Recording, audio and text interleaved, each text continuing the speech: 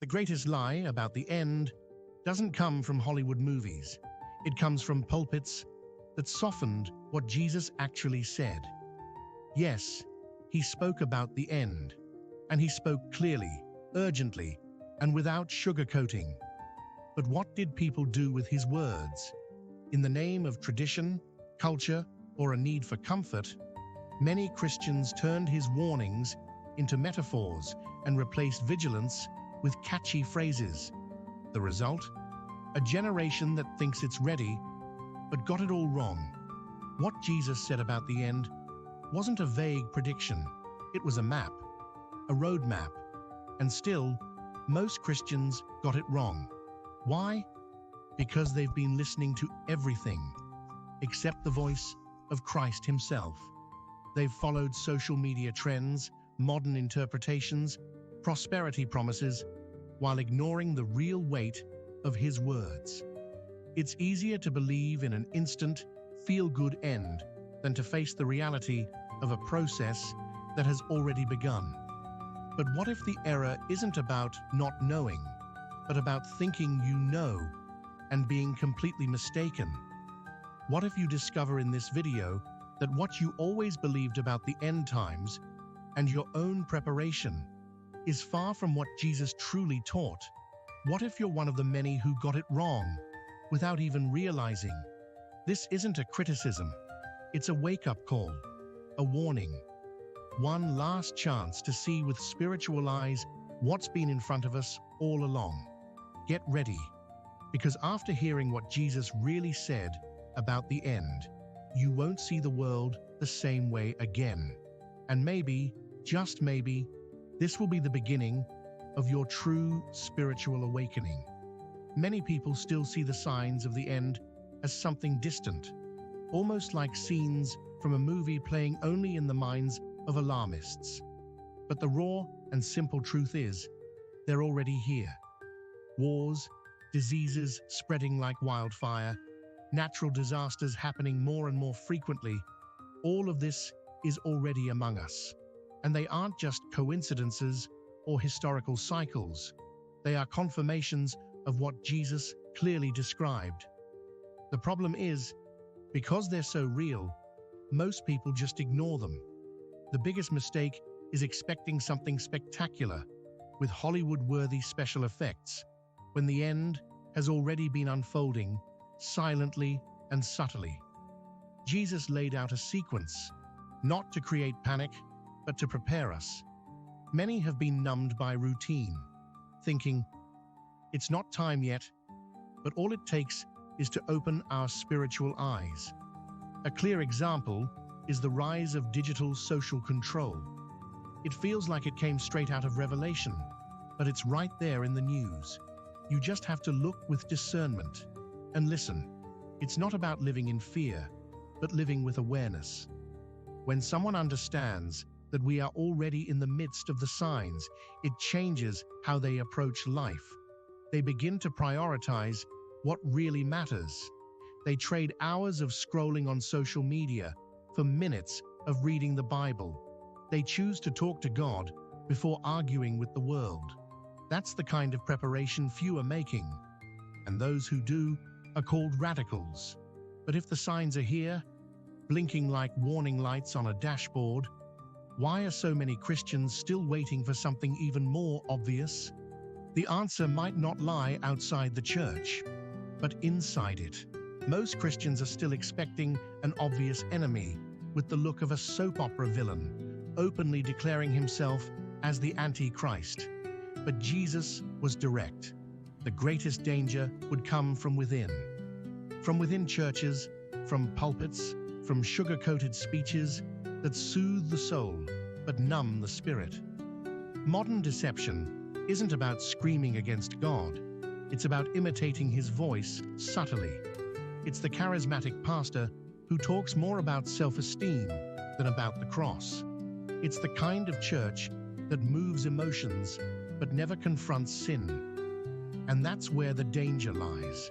Many are trading truth for watered-down versions of the word. It's like drinking contaminated water just because it still tastes like water. The soft doctrines Jesus warned us about are those messages that avoid confrontation, that steer clear of repentance, of heaven and hell. Have you noticed how hardly anyone preaches about hell anymore, or sin? These themes have vanished, and that's no accident. What weakens faith today isn't persecution, it's comfort. Christians have been taught to seek stability, success, and acceptance, when in reality, the gospel is about carrying a cross. The danger is not just in what we hear, but in what we no longer hear. A good test. If your faith never confronts you, maybe you're not hearing the voice of Jesus, but a convenient version of him. Trading truth for comfort is like trying to light a candle in a hurricane. It won't last. And if the enemy has already walked in disguised as a friend, maybe his greatest strategy is making sure no one notices he's even there. And the most effective tactic of all, the subtle distortion of God's promises. That's where the next fatal mistake lies. There are so many people out there waiting for the end to come with a bang. Like God would press a button and everything would end all at once. But Jesus never spoke of a magical ending. He revealed a process, a series of unfolding events, like birth pains. They start lightly, increase in intensity, and only those who are alert notice the rhythm. And you know what's most curious? While many Christians wait for the final explosion, the small signs are already sounding and being ignored. It's like someone waiting for thunder, but ignoring the lightning. The deception here is thinking the rapture and the second coming are the same event, which leads many to prepare in the wrong way. Some live as if they still have plenty of time, thinking the final show is far off. But those who truly understand the prophetic process live as if Jesus could return at any moment, not out of fear, but out of honor. Imagine someone who only prepares when they hear the fire alarm. But the fire is already quietly spreading. That's exactly what's happening spiritually. Jesus already gave us the script, but many are distracted by the trailer. It's time to live with our eyes open, alert to the details. Reading Matthew 24 deeply, studying Revelation with discernment, and even investing in books like The End Times by John Hagee can be practical ways to truly prepare. While the world waits for the big day, true servants of Christ are attentive to the small warnings he already left along the way. But were those warnings only in his apocalyptic speeches? Or did Jesus already hide prophetic clues even in his simplest parables that few ever noticed? Some people read Jesus' parables as if they were just moral lessons, bedtime stories to bring peace. But the Master never wasted words. Every parable was a code, a clue about the kingdom, and yes, about the end times. Take the parable of the 10 virgins, for example. Half were ready, the other half weren't. All were virgins, all waited for the bridegroom, but only 5 entered. The warning is clear. Being in church doesn't guarantee you're prepared. The parable of the talents is another disguised warning. It's not just about gifts, it's about responsibility with what has been entrusted. The servant who hid his talent wasn't just careless, he was called useless and cast out. That speaks directly to those who think believing is enough while living on autopilot. Faith without action is like a lamp with no power, decorative but useless. Jesus was warning, the time of reckoning will come. Then there's the parable of the wicked servant, even more direct. He thought, my master is taking too long, and started drinking, living recklessly. In other words, he relaxed because he thought the return was far off. Sound familiar? How many today live that way, thinking there's still time? Jesus wasn't building suspense. He was calling for urgency. Vigilance starts in the everyday, praying consistently, fasting, seeking discernment. It's not about fanaticism, it's about priority. These parables are like spiritual traffic signs, but many are speeding through red lights. And the scariest part? Most of those who will be caught off guard won't be outsiders, but people on the inside who thought everything was fine. If even the servants can be left behind, what does that say about those living distracted by religious comfort? Jesus was persistent about something many people today treat as optional. Watch. It wasn't a suggestion, it was a command. But what has modern culture done with this call? Turned it into, relax, everything's fine. Instead of vigilant Christians, we now have comfortable believers who confuse peace with passivity. Watchfulness was replaced with gospel entertainment and promises of blessings while the enemy keeps advancing. It's like sleeping with the door wide open during wartime. Distraction has become the new spirituality. Instead of discerning the times, people memorize motivational slogans. They've traded the sword of the Spirit for Instagram quotes. And while they're busy with worldly commitments, careers, appearance, social status, they forget that the kingdom of God demands priority, not leftovers. That's why many know everything about series, sports, and politics, but can barely quote 3 of Jesus's parables. Being spiritually awake means perceiving the invisible. It's feeling in your heart what your eyes don't yet see. It's waking up at 3 a.m. and instead of grabbing your phone, getting on your knees to pray, it's choosing to fast on an ordinary Monday, just because you need to hear God more clearly.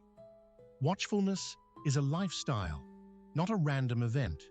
But that sounds strange in a world that preaches comfort above all, even inside the church. And this is where the distortion gains momentum. Because when comfort takes over, the message of Jesus begins to be edited to fit human expectations. The problem isn't just distraction, but the transformation of his word into something palatable.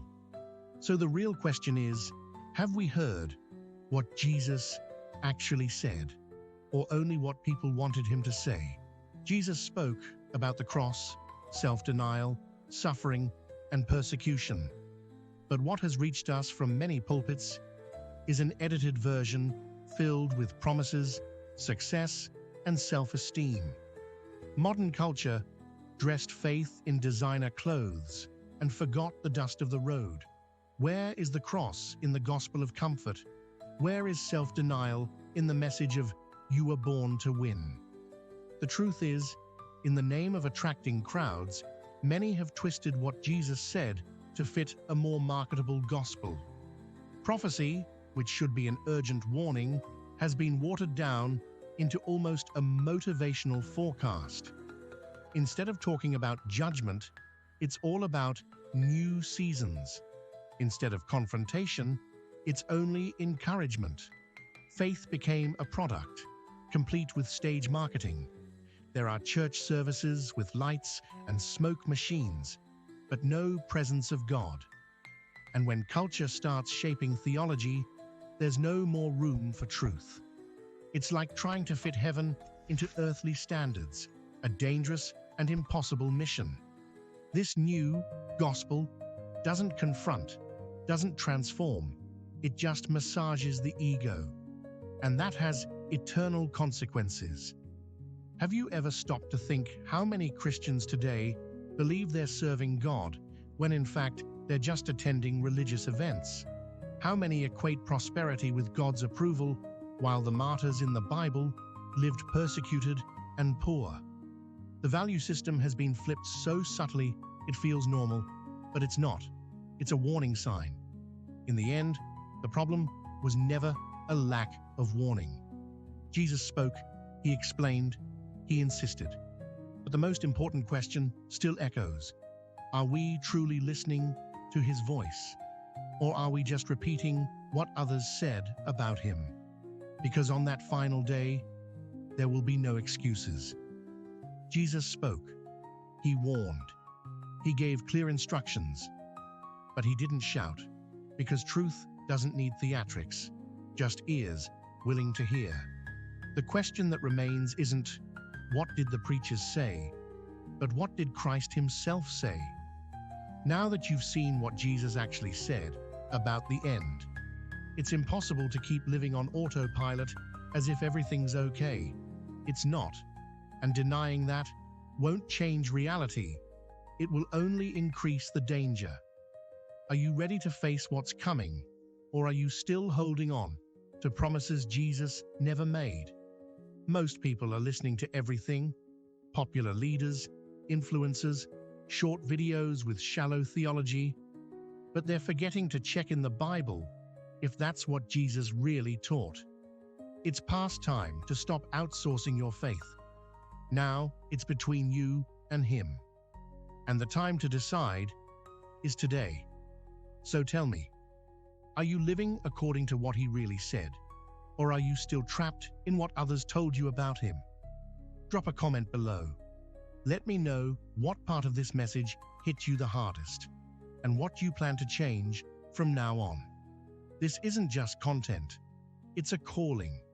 And if you feel like this message opened your eyes, don't forget to subscribe to the channel and turn on the notifications, because there's still so much being revealed from heaven that no one else is talking about. See